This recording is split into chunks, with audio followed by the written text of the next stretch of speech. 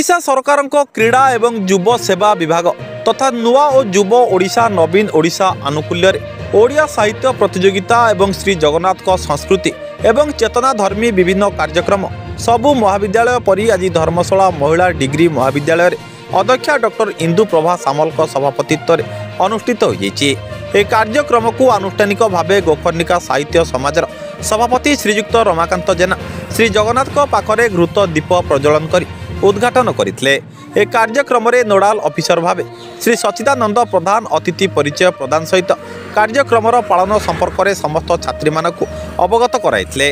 उद्घाटक श्रीजुक्त रमाकांत जेना सरकार एपरी पवित्र कार्यक्रम भितर ओडिया भाषा एवं संस्कृति सहित जगन्नाथ चेतना संबलित वक्तव्य प्रदान करते।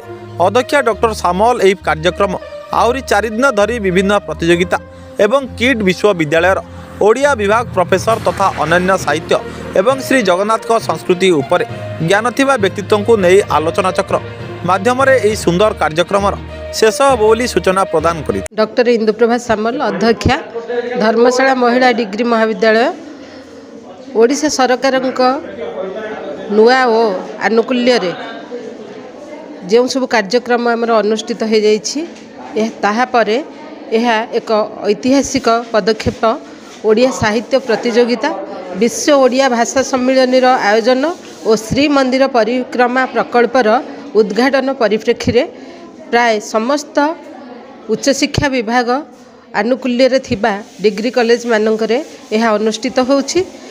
आमर आज सौभाग्यर जे आमे आज यह गोकर्णिका संपादक श्रीजुक्त रमाकांत जेना करकमल आम उद्घाटन कलु एवं आमर समस्त सहकर्मी नोडाल ऑफिसर उपस्थित अच्छा समस्ते छात्री माने उत्साहित अच्छा आपड़ देखिपे आमर अनेक छात्री माने एठारे उपस्थित अच्छा एवं यह 7टी इवेंट सहित 2टी गुरुत्वपूर्ण आलोचना चक्र अनुष्ठित होब। किड विश्वविद्यालय आम प्रोफेसर ओडिया प्रोफेसर को निमंत्रण करिछु ताहा सहित आमर आहरी अनेक आम सहित योगदान करिवे आमर परिचालना कमिटी सभापति महोदय एवं ब्लॉक चेयरमैन समस्ते योगदान करिवे एवं यह 3-4 दिन धरी विपुल संभावना भितर उत्साहप्रद भितर यह चलिबो। आज छात्री मानक द्वारा 3टी प्रतियोगिता अनुष्ठित होइतला। ओडिया हस्ताक्षर प्रतियोगिता क्विज प्रतियोगिता एवं स्लोगान प्रतियोगिता एथिरे विचारक भावे डॉक्टर राजकिशोर जेना श्री सचिदानंद प्रधान डॉक्टर सुनाकर दास परिचालना करिथिबा बेले श्री राजीव लोचन राउत श्रीमती कुंजलता राउत श्री शरद पाणीग्राही श्री वृंदावन साहू अच्युतानंद दास कार्यक्रम में सहयोग करते। कार्यक्रम में प्राय समस्त छात्री माने अंशग्रहण करते।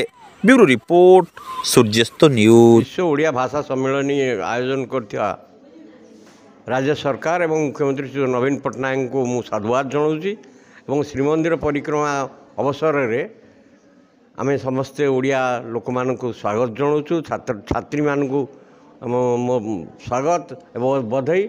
नुआ ओ ओडिया साहित्य प्रतियोगिता सफल हम एवं मोर विश्वास रही ओडिया भाषा बढ़िले आम समस्ते बढ़िबा ओडिया आम भाषा आम गर्व अनुभव करिया एवं आम समस्ते ओडिया रे कथबार्ता हवा एवं ओडिया भाषा साहित्य को बहु परिमाण रे आगु को नवा उद्यम करिया।